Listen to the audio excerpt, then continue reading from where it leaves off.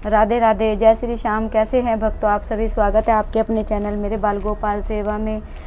आशा करती हूँ कि राधा रानी की कृपा से आप सभी अच्छे होंगे, स्वस्थ होंगे। तो मैं आज आपके लिए एक वीडियो लेकर आई हूँ। देवसैनी एकादशी कब है और इसकी पूजा कैसे करी जाए। तो चलिए मैं आपको बताती हूँ कि इसकी पूजा कैसे करते हैं। तो हमने एक चौकी ली है, चौकी पे हमने एक पीला कपड़ा बिछा लिया है। तो हमने अपने ठाकुर जी को सुबह ही स्नान करा दिया था। तो एकादशी वाले दिन पंचाव्रत से स्नान कराएं। तो हमने अपने ठाकुर जी को नहला धुला के अपना सब काम तैयार कर लिया है। तो हम अपने गणेश जी महाराज को पुष्पों का आसन देंगे। तो हम अपने बैठाएंगे गणेश जी महाराज को। अगर पुष्प हो और चावलों का यूज नहीं करते एकादशी वाले दिन तो आप तिल भी ले सकते हैं, सफ़ेद तिल। तो हमने अपने गणेश जी महाराज विराजमान कर दिए हैं। तो फिर यहाँ पे हम देंगे पुष्प का आसन अपने विष्णु भगवान को। अगर आपके पास विष्णु भगवान जी की फ़ोटो हो तो आप फ़ोटो भी रख सकते हैं। अगर आपके पास फ़ोटो ना हो तो आप लड्डू गोपाल जी को भी बिठा के पूजा कर सकते हैं। तो हमने अपने लक्ष्मी नारायण भगवान बैठा दिए हैं। तो अब हम गंगा जल का छिंटा लगा लेते हैं। तो अब हम अपने गणेश जी महाराज को तिलक लगाएंगे। तो ये हमने गणेश जी महाराज को सबसे पहले तिलक लगाएंगे, फिर अपने लक्ष्मी माता को, नारायण भगवान को तिलक लगाएंगे और अपने लड्डू गोपाल जी को तिलक लगाएंगे। छोटे से लड्डू गोपाल जी को लगाएंगे, मुरली मनोहर को लगाएंगे, काले कन्हैया को लगाएंगे और अपनी राधा रानी को लगाएंगे, दोनों को। तो हमने तिलक लगा दिया है।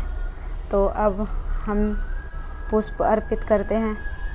तो हम अपने गणेश जी महाराज को पुष्प चढ़ाएंगे। हो सके तो ज़्यादा से ज़्यादा आप पीले चीज़ों का ही इस्तेमाल करें, क्योंकि पीली चीज़ मेरे विष्णु भगवान जी को बहुत प्रिय है। तो हम ये पुष्प चढ़ाएंगे और हम अपने ठाकुर जी को भी पुष्प चढ़ाएंगे। गौ माता को भी टीका लगा देते हैं। अपने लड्डू गोपाल जी को भी पुष्प चढ़ाएंगे, अपने काले कन्हैया को पुष्प चढ़ाएंगे और अपने मुरली मनोहर को, राधा रानी को पुष्प चढ़ाएंगे। अब हम अपने गणेश जी महाराज को जनेऊ अर्पित करेंगे। तो ये हमारे गणेश जी महाराज का, आपके पास माला हो तो माला भी बना सकते हैं। और ये वस्त्र है इनके, तो जनेऊ मैंने इनको चढ़ा दिया है।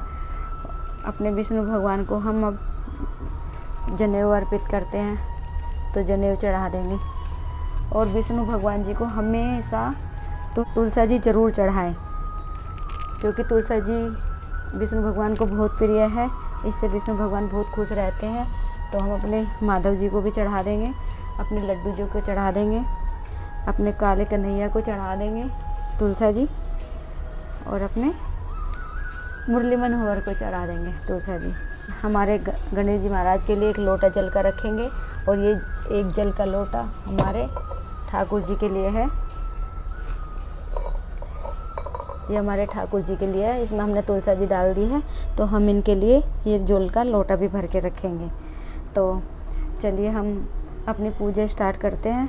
एकादशी है तो इसमें विष्णु भगवान जी 4 महीने के लिए शेषनाग पे सो जाते हैं और 4 महीने के बाद उठते हैं। ये जब देव उठाने एकादशी आती है तो विष्णु भगवान जी उठ जाते हैं। जब देवसैनी एकादशी को भगवान जी सो जाते हैं तो सारे जो शुभ काम होते हैं वो सारे बंद हो जाते हैं। और देव उठाने एकादशी आती है तो उससे शुभ मुहूर्त शुरू हो जाते हैं। तो जब भगवान जी सैया पे सो जाते 4 महीने के लिए तो ये अब भोले बाबा को अपना सारा काम सौंप देते हैं। तो हमारे भोले बाबा जी सारा काम देखते हैं। जो विष्णु भगवान काम करते हैं वो भोले बाबा करते हैं। तो चलिए हम अपनी पूजा शुरू करते हैं। तो हमने एक दिया ले लिया है और हमने कपूर भी लिया है। हम दिए से भी आरती करेंगे और कपूर से भी आरती करेंगे। और अभी एकादशी 10 तारीख की है। तो अभी एकादशी को कथा सुने और हाथ में ऐसे फूल लेके संकल्प करें विष्णु भगवान जी का। और जब आप कथा सुन लो तो आप विष्णु भगवान जी के चरणों में ये फूल अर्पित कर दो। तो अब हम अपनी पूजा करते हैं। हम लक्ष्मी माता की भी पूजा कर लेंगे, हम अपने लड्डू गोपाल जी की भी पूजा कर लेंगे, काले कन्हैया की भी पूजा कर लेंगे। हम सारे भगवान जी की पूजा कर लेंगे। तो हमने सारे भगवान जी की पूजा कर ली है और अब हम अपने भगवान जी को फल चढ़ा देते हैं। तो ये हमारे विष्णु भगवान को जो भी फल है, एकादशी वाले दिन अन्न का भोग नहीं लगता है, तो जहाँ अपना फ्रूट का ही भोग लगाएं और अपने भगवान जी को भी फ्रूट का लगाएं और आप भी फ्रूट का ही भोग लगाएं। देवसैनी एकादशी का व्रत 10 जुलाई को रखा जाएगा।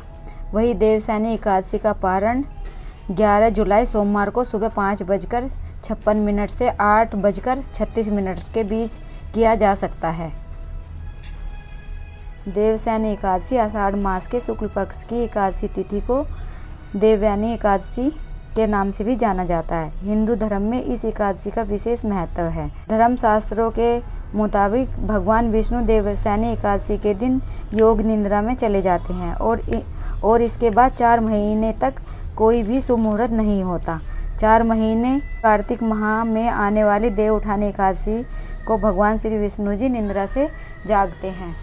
तो ये देवसैनी एकादशी को श्री विष्णु भगवान जी सो जाते हैं 4 महीने के लिए और फिर 4 महीने के बाद देव उठानी एकादशी को उठते हैं।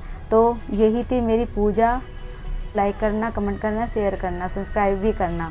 तो राधा रानी की कृपा आप सभी पर बनी रहे, मेरे लड्डू बाबू की कृपा आप सभी पर बनी रहे। राधे राधे, जय श्री श्याम।